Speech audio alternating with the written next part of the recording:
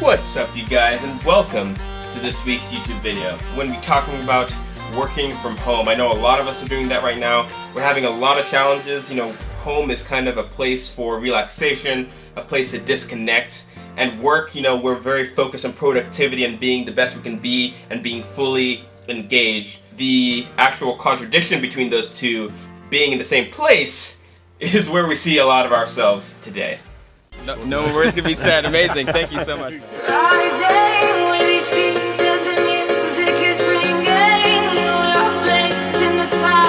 My name is Alfred Mugho, and this is my life. So, I'm going to be going over 3 tips that will help you be more effective working from home, and we're going to dive straight into it. So the first tip today is maintaining a routine, and what this means is maintaining your routine from before quarantine. So, if you used to get up super early every morning, work out, maybe go on a run, maybe make breakfast, maybe you used to get 8 hours of sleep every night, it's super important to maintain those habits because those habits will translate from your work life into your home life and will create a sense of work at home, which is what we're trying to go for here. We're trying to be effective at what we do, and it solidifies a lot of aspects of our life. That also includes getting enough sleep, right? We all need to maintain our sleep schedules. We need to eat the same amount. We need to hydrate the same amount. We have to keep all these things in check and keep them in order, and that will enable us to have structure in our day. Another aspect of that is actually dressing up. A lot of us have stopped dressing up, right? But I think dressing up really helps kind of set your day in stone. It gives you this feeling that, yes, I'm getting ready for work, I'm gonna go in, I'm gonna be productive, right? Dressing up and not just staying in your pajamas, not just laying there in your underwear on a Zoom call, while the camera is shut off. You need to be intentional about dressing up as well, because that'll get you in that work mindset. It'll help you focus and help you be in tune with the moment and what you're currently doing. So that's why maintaining a routine is so important. It provides structure and solidifies your day. So jumping into number 2, it is having a dedicated workspace and changing that space as you see fit, right? At home, it's hard to kind of separate the different parts of our life.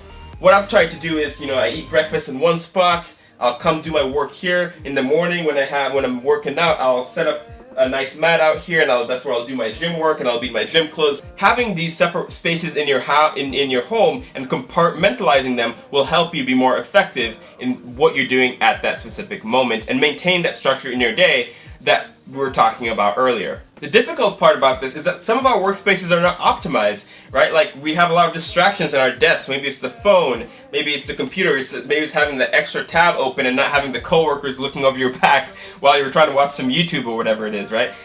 I think in that case, you just have to be self-aware. Think about when you're most effective at work or when you're most effective in school, and try and translate those different scenarios into our present moment. Maybe you love to work in quiet spaces, so then what you need to do is get some noise-canceling headphones to simulate, you working at school or working in the library. That'll help.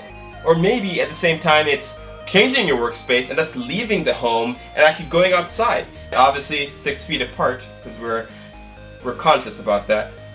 But spending some time outside will actually help you maybe focus and be more in tune with your classes or more in tune with your job on that Zoom call. If you're used to a quiet environment, what you should do is maybe get some noise-canceling headphones so you can focus and you can simulate the environment of a library. There's different things we can try and do to hack our situations. It's not easy, and I think an overlying theme of all of this is just to not overjudge yourself, because it's so easy for us to overjudge ourselves. If you need the time to reset, take that time to reset. If you're trying to be more productive, take the time to be more productive. But the key is being intentional with what you're trying to do. Being intentional with what you're trying to do. And part of that intentionality is changing your workspace and optimizing your environment. The third step here is discipline. And this is not just discipline in general, but discipline in your planning. When you plan your day, when you think about the goals for the day, you have to be very intentional with those as well, right? Because your actions map to your ambition. If you want to finish a project in time, you're going to have to create a game plan to get there and to score that touchdown. So, double down on lists. I just recently got a whiteboard to kind of write the top 3 things I need to do every day, and a to-do list of less prioritized things. Maybe it's a to-do list on your phone, and you just write down the different things you need to do every day, check them off, get the little bit of gratification, and you're set. Or maybe it's using a calendar to actually chunk out every 30 minutes of your day and staying accountable to that calendar. The key here is focus and having small wins. Small wins build habits, small wins build discipline, and small wins achieve goals. And that's what we're trying to do. We're trying to be more engaged in our work. We're trying to be more engaged in our workflow. This even includes kind of where you're sitting, right? You want to have a nice place to sit, somewhere that's comfortable, somewhere that keeps your back upright, that keeps you engaged and doesn't let you fall asleep.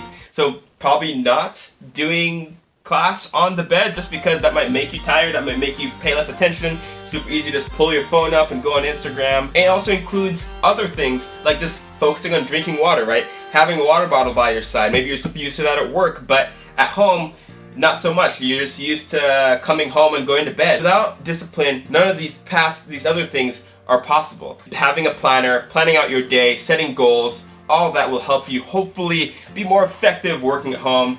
I know this is going to be going on for a couple of weeks, so it's really, really important we're intentional with our time, intentional with our days, and I hope I can help you today. Thank you guys for watching this video. I hope to see you in the next one. Remember that every day is a miracle. Peace out.